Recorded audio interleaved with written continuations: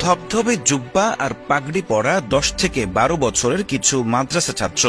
না, তারা কোথাও মিলাদ পড়তে কিংবা চল্লিশা খেতে যাচ্ছে না।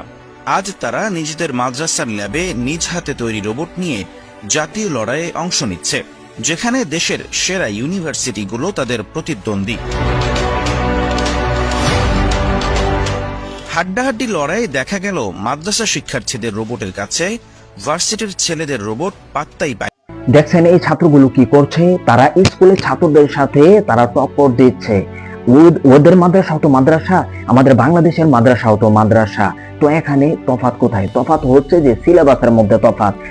আমাদের সিলেবাস হচ্ছে যে কিতাবাদি পড়ো, কিতাবাদি পড়ে এলেম অর্জন করো, মাদ্রাসা মসজিদের মধ্যে খেদমত করো। আর পাকিস্তানের এই মাদ্রাসাটি, যে মাদ্রাসার ছাত্রদেরকে আপনাদেরকে দেখিয়েছি, তারা মনে করেন যে রোবট তৈরি করেছে, এরপর বিভিন্ন জিনিস তারা তৈরি করে এই যুগের সাথে তারা তাল মিলিয়ে চলতেছে।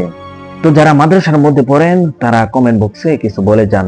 আর যদি আপনি নতুন হয়ে থাকেন, আপনাকে বলবো প্লিজ আপনারা ফলো করে যাবেন। ধন্যবাদ আপনাকে।